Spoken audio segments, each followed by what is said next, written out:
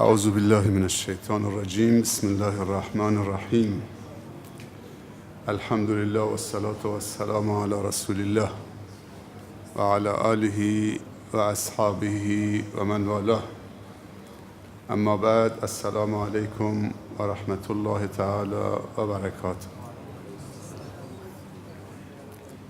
به امید قبولی طاعات همه ما و شما و به امید مزید توفیق برای مزید بندگی.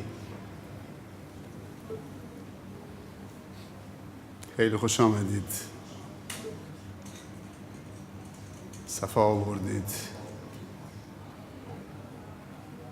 بعد از خداوند مایه امید و دلگرمی هستید.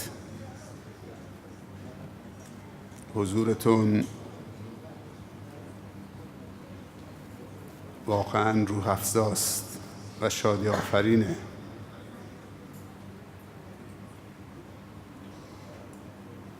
حضور آگاه و هدفمند. عزیزان، امشب یک از شب‌های ویژه ماه مبارک رمضان هست و خود رمضان یک ماه ویژه هست. امشب شب 29 ماه مبارک رمضان هست. معمولاً از شب 27، 28، 29 در کل مساجد روی زمین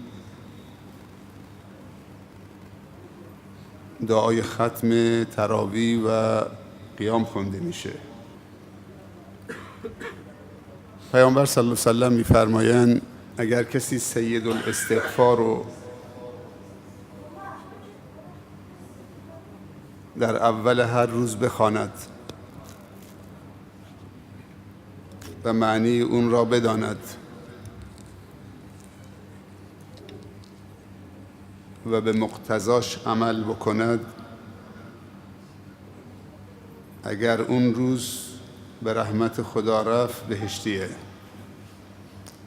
و هر کسی در اول هر شب سید الاستغفار را بخواند، معناش رو بفهمد، به مقتضاش عمل بکند، اون شب اگر به رحمت خدا رفت بهشتیه. به هر گناهی بزنید اگر به اندازه کوه باشه ذره ذره میکنه. همش اعترافه. دنیای اعتراف در مقابل رب العزت و الجلال. و رب العزت و الجلال اعتراف و از بنده دوست دارد. اولین اعتراف اللهم انت ربی. چقدر این جمله عاطفی است. چند بار اگه تکرار بکنید بی اختیار گریه میکنید. اللهم انت ربی، پروردگارا تو رب منیت.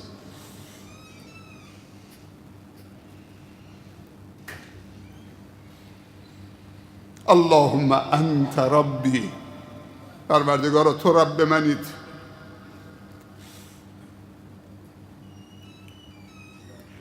معنیش اینه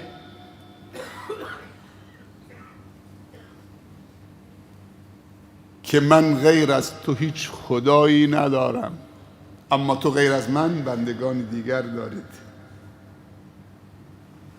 پیامبر صلی الله علیه و سلم در جای دیگه میفرمایند در اذکار صبح و شام، هر روز صبح که نماز صبح میخونید سنت است که 3 بار بگی رضیت بالله ربا، راضی و خوشنود شدم و دلم شاد خوشحال که تو رب من باشید.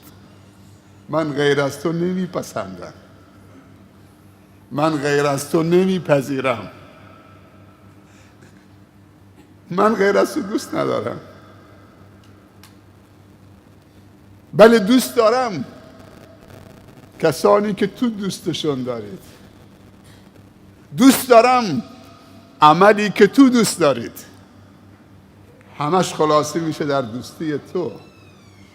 چقدر زیباست. به ربی غیر از تو راضی نمیشم، دلم آرام نمیگیره، احساس ناامنی میکنم. این نام توست که من آرام میکنه. الا به ذکر الله تطمئن القلوب.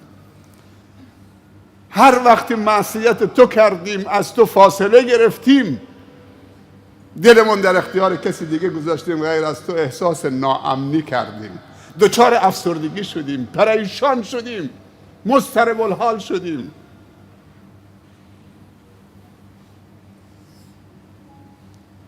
الله، یه بار دیگه بگم الله. از جان و دلت بگو الله. این پسرمون امروز خیلی منو تکون داد. بلند میشی؟ یستم. این دعا بکنید یک عالم فرزانه بزرگ باشه، یکی از رهبران جهان اسلام و جامعه انسانی و بشری باشه. این بعد از سلام آمد سر صورت منو بوسید، اصرار میکرد که دستم ببوسه. هر کاری کردم میگفت بذار دستت ببوسه.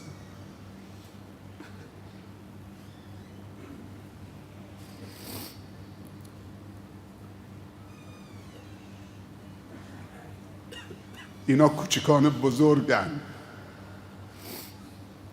خانواده خوب تربیتشون کرده. من نمیدونم اسمش کیه، از کجاست، برای من مهم نیست. بچه های کوچکتون بیارید تو مجالس خوب، مجالس بزرگان، جاهای خوب. بشین پسرم، بشین. رضیت بالله ربا. با دلت بگو، شاد باشه، دلت شاد باشه که خدا توشه. شکر خدا بکنید که الله مال همه است بدون استثنا. اگر الله مال یک قشر خاصی بود چه کار میکردیم؟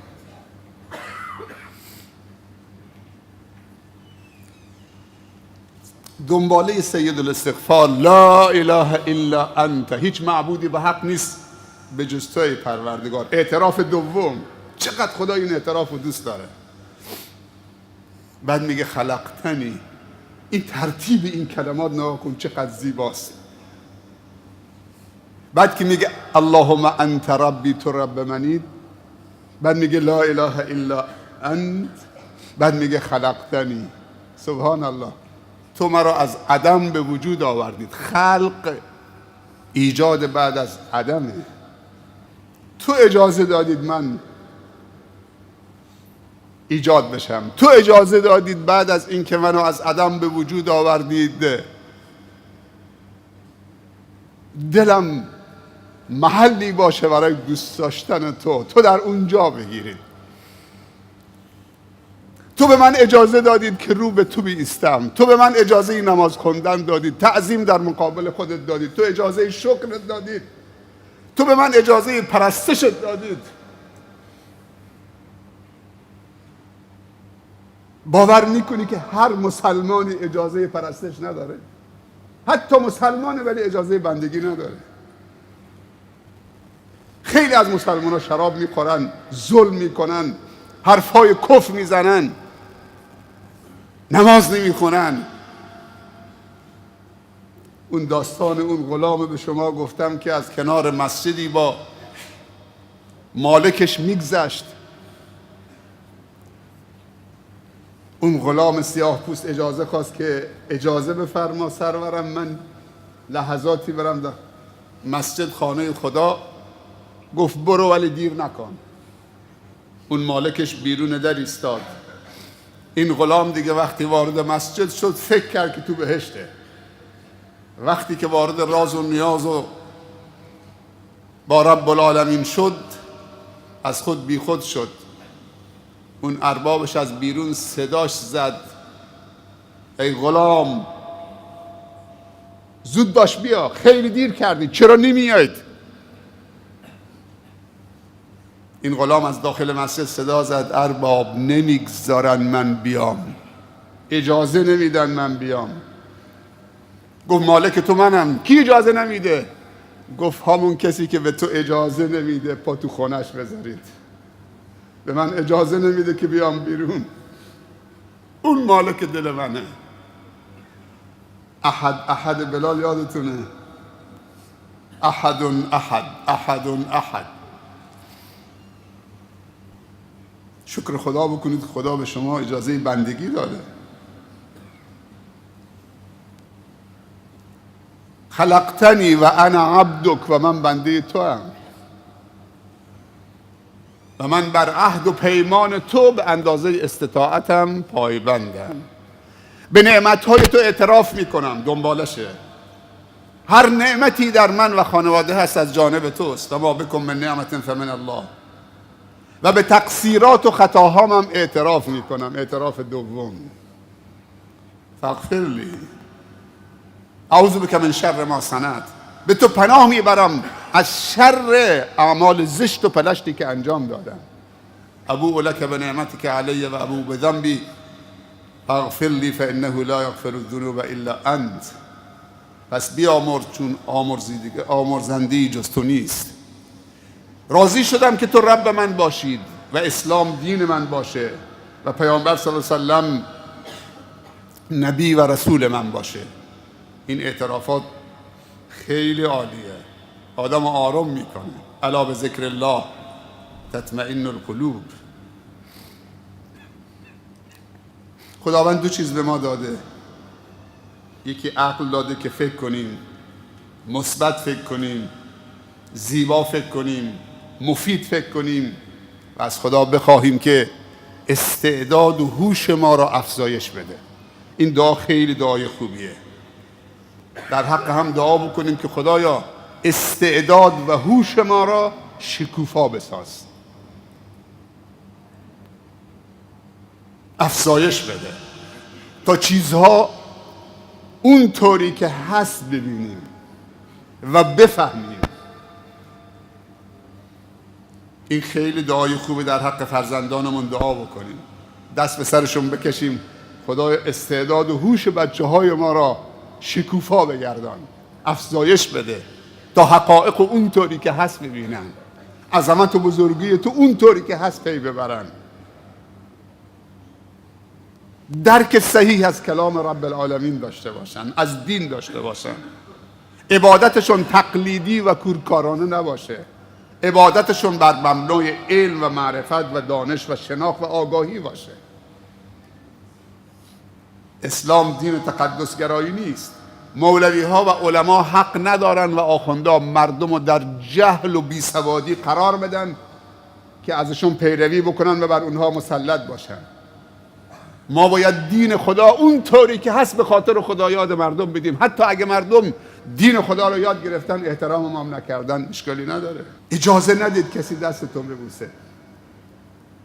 در هر جایگاهی که هستید، هر شیخی که هستید، ما وظیفه داریم که بندگان خدا رو به خدا وصل بکنیم، نه به خودمون.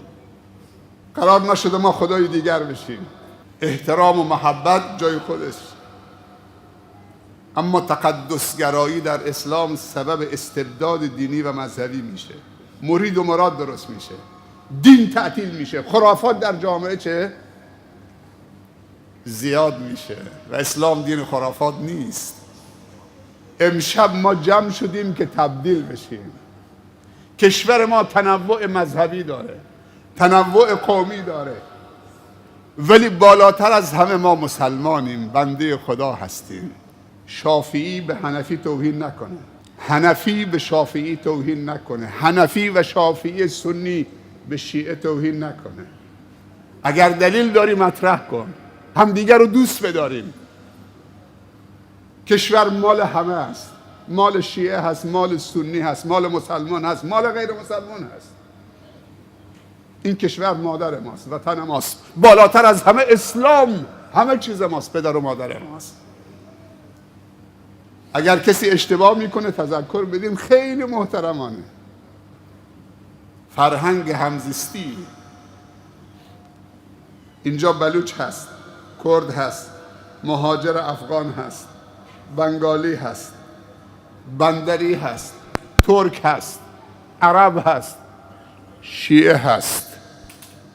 من به برادرها و خواهرای شیعه هم گفتم وقتی میاد اینجا تو قیام مهرتم با خودت بیار، دستم نبند، کسی حق نداره چپ چپ بهش نگاه بکنه.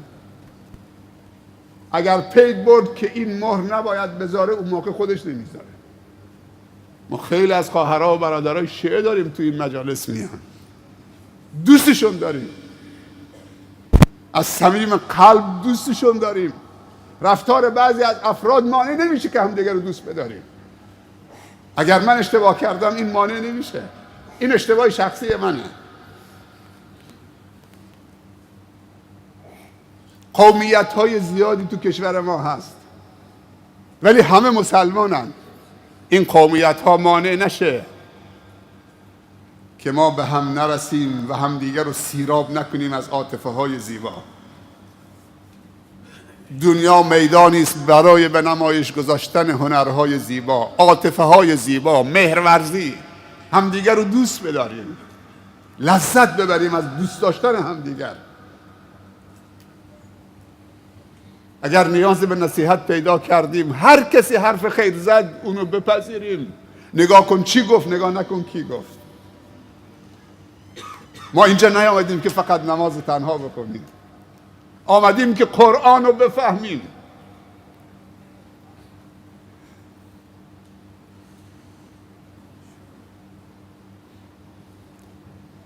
سه تا رابطه وجود داره در قرآن، سه تا رابطه وجود داره. یک رابطه با رب العالمین، با خالق، مبناش توحیده.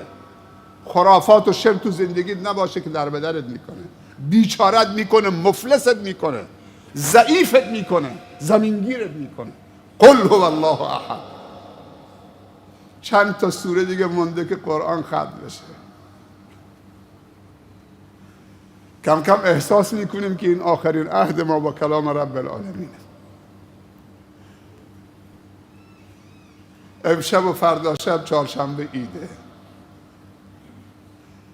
رمضان هر سال میاد اما من و تو شاید تکرار نشیم عزیزم.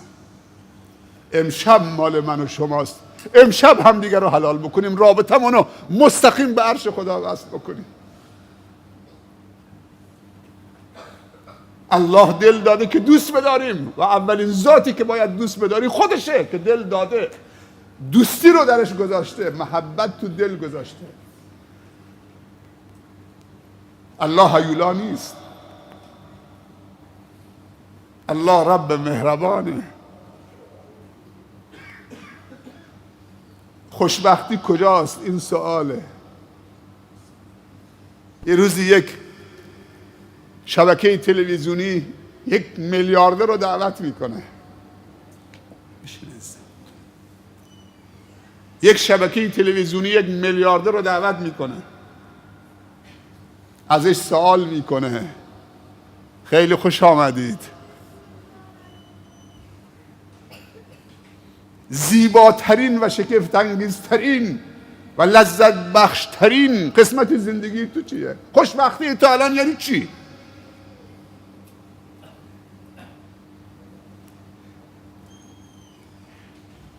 بعد این شخص میلیاردر جواب مجری میده که من 4 مرحله زندگی رو گذراندم، تو 3 مرحلهش سعادت ندیدم، اشباع نشدم، ارضا نشدم، احساس سعادت نکردم.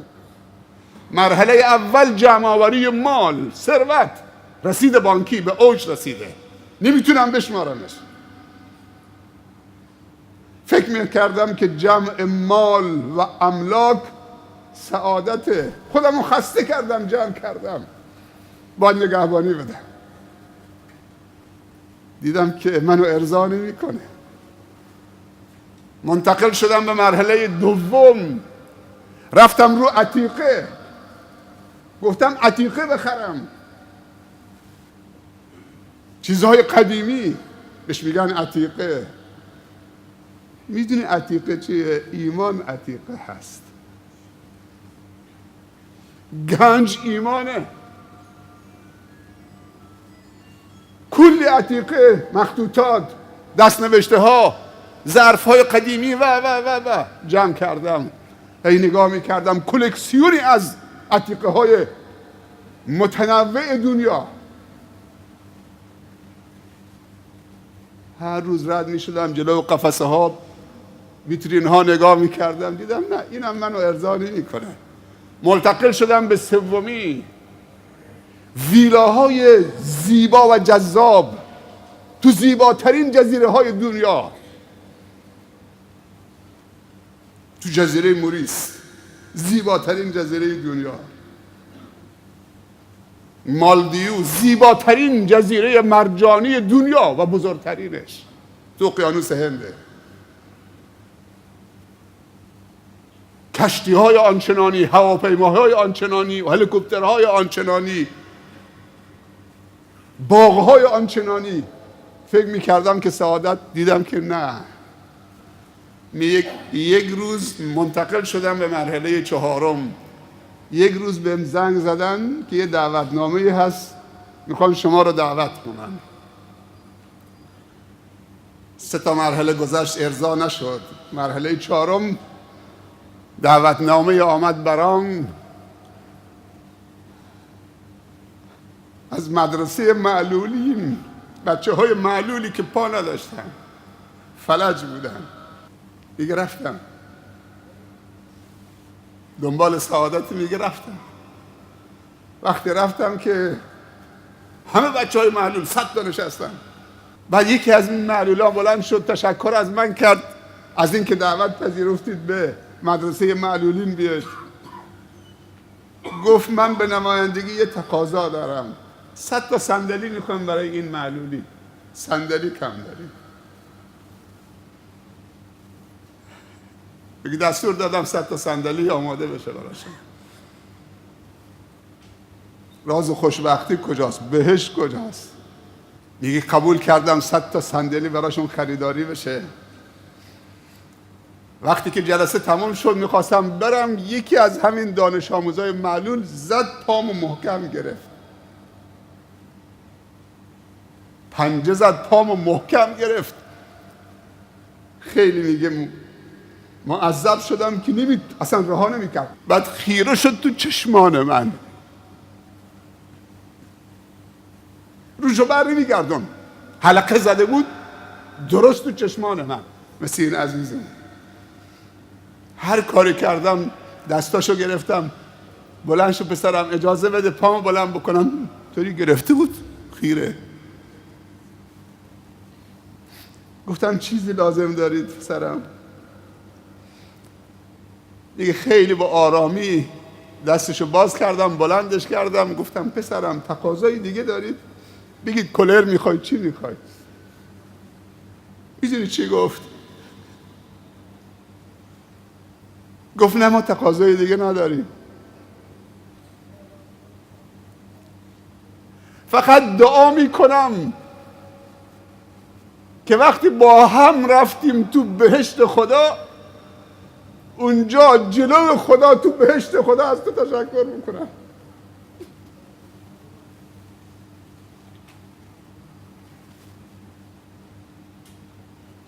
به خاطر این 100 تا صندلی که برای بچه های معلول آوردی. وقتی رفتیم با هم تو بهشت خدا، اونجا جلو خدا اجازه داشته باشم از تو تشکر میکنم که این آقا تو دنیا توجه کرده به معلولین، 100 تا صندلی برای معلولین خریده. خیلی وقت بهشت اینجاست، ما غافلیم. برادر و خواهرای عزیز، در حق خودتون بخیلی نکنید. یک توبه جانانه لازم است. امشب توبه جانانه که این توبه اونقدر قدرت داشته باشه که ما را یاری بکنه تا فردوس خدا، نه برای 1 سال و 1 ماه و 2 ماه و 1 سال. و آنچنان توشی از این رمضان و امشبها بگیریم که 1 عمر در دنیا و آخرت ما رو چه؟ همراهی بکنه. تزودوا فإن خیر الزاد التقوی.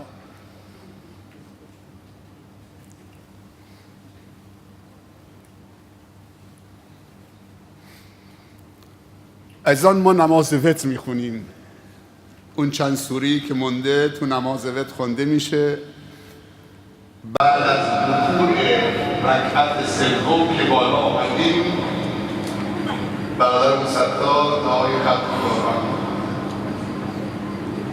دلتون حاضر باشید. آمیناتون هماهنگ و منسجم باشه. در حد ربع ساعت 20 دقیقه دعای ختم قرآن میکنه، دعا میکنه، دعاهای جامع کامل متوقف متعادل. دلتون همه حاضر باشه، هم برادرها هم دعایی که به درد دنیا و آخرت کنه. همه با هم منسجم آمین بگیم. صداتون بیش از حد بلند نکنید با گریه. کسی باید اشکی بریزه ناله‌ای بکنه در حد معمولش، اما خواهرها اون طرف کنار صابر هستن، صداشون رو بلند نکنن، رعایت کنن. خدا بر دلهای ما و شما آگاهه.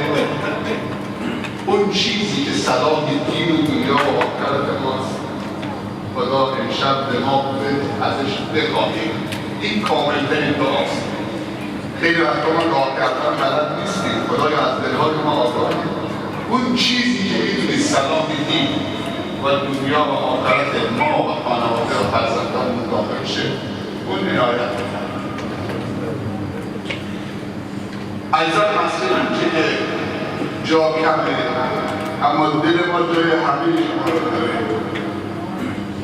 بعضی از خواهران خیلی خواهران تو ساحلن گفتان دارن سجده میکنن. یادتون نره که در یکی از رمضان‌ها پیامبر صلی الله علیه و سلم خواب دید که بر آب گل داره سجده میکنه. خوب دقت بکنید. در نماز صبح بارندگی شد، پیامبر سر به سجده بود تو محراب، تو سقف مسجد پیامبر صلی الله علیه و سلم همه درخت خرما و حصیر و شاخه‌های نخل بود.